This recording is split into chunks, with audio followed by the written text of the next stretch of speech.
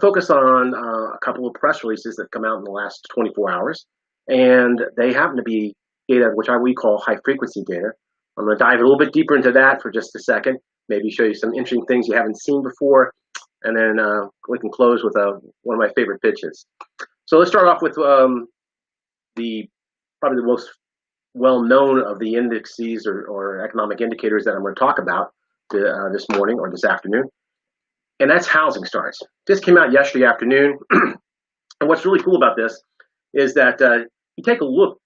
This peak over here on the left side of the graph is back in 2007, before we had the Great Recession, and it was just right around 1,480,000 houses being built per month.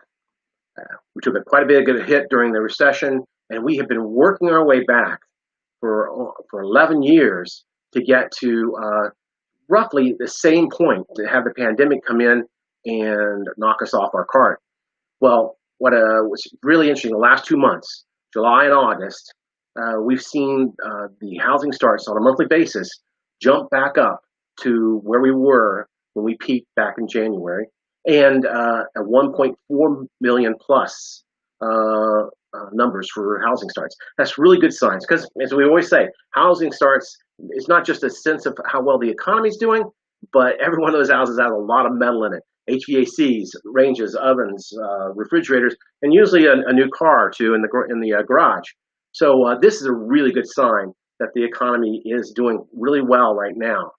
One of the other ones, and it's a little bit higher frequency because this one comes out weekly, and this was announced this morning, is the New York Fed's weekly economic index. Now, the blue line here is a weekly number that comes out from the New York Fed, and the orange line is a 13-month moving average. And what it does is kind of smooth out the trend. But what's really neat about these this indicator is that it moves very closely to what actually comes out with respect to quarterly GDP numbers, or in other words, our overall economic growth that's published by the Bureau of Economic Analysis, usually about 60 days after the end of the quarter. We get a preliminary one, and then it comes out with a revised shortly after that.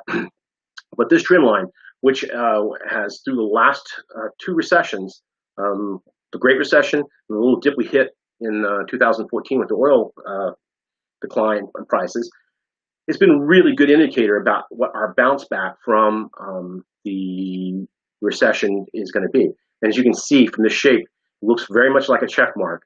And we have come back from being almost 12% decline on an annual basis in our GDP.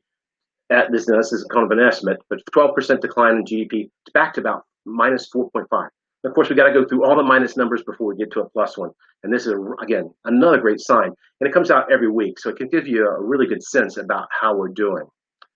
The other one that's very frequent is the weekly report on total deposits in deposit institutions, banks, savings, loans, etc. As you can see, something that doesn't sound quite,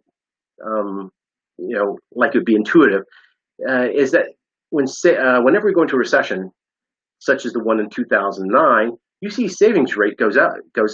Now this orange line is the year-over-year change, and back in 2009, we saw a 19% increase in savings year on year. And the blue line is billions of dollars of savings, and that's kind of hard to top because that was the strongest savings rate increase going back over the last 5 recessions. But we topped it here with this one here in 2020. We're actually up around 23% higher savings rate versus a year ago. Now, why is this a good indicator? People save in these instances when there's concern about where the economy is going, and they kind of, stuffing it underneath the bed, only in a safer place, in case things really get bad and they need to go into their wealth or their savings to help get them through from period bad to period good. Whenever this number begins to start to fall, as it did in 2010, at a modest rate. If it falls quickly, it's usually something worse. But if it's falling at a modest rate, it means that our economy is beginning to ease up. People are beginning to spend money. and that's a really good sign about a recovery beginning to pick up speed. Okay. Now these are the ones that we follow closely, but there are some other ones that are kind of interesting to watch because they kind of give you a sense about what else is going on with people. As an example,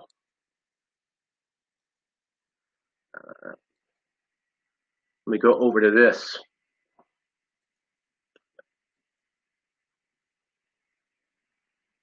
Okay. Now this is a daily record of the number of people that go through the TSA checkpoints around the country.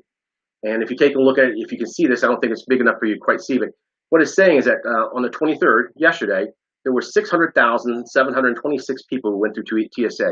That is compared to this time last year of 2,188,236. In other words, we are only going, people coming through TSA is about 1/3, a little bit less than 1/3 of what it was this time last year. The best we've done relative to last year was over the Labor Day weekend.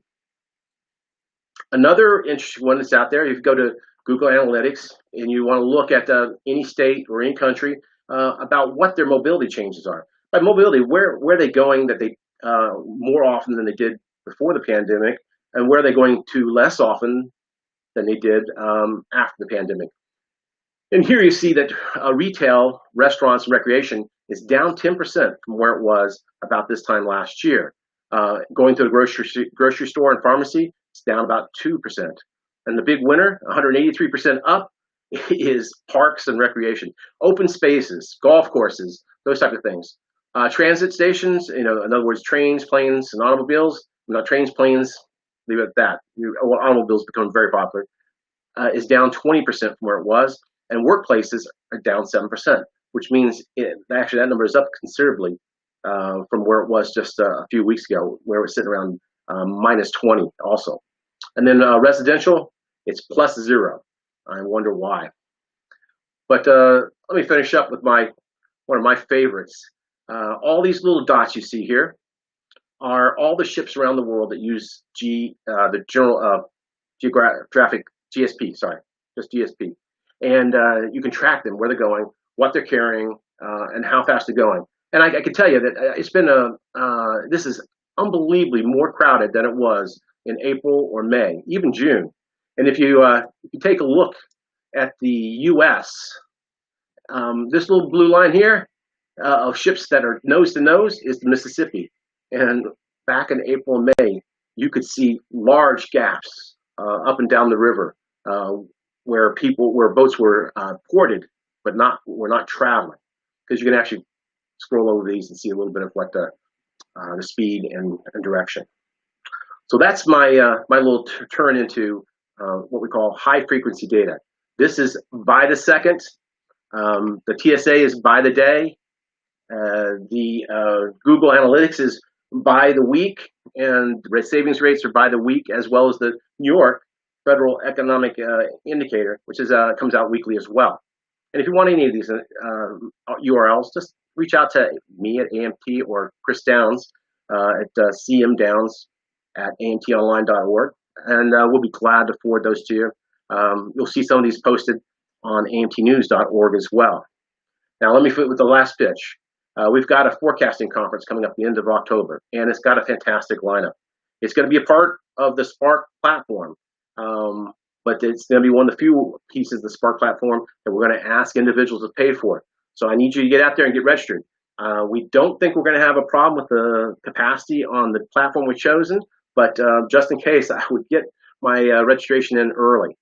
And so till next week, when I will be back on Monday, talk about, hopefully, about where USMTO is going.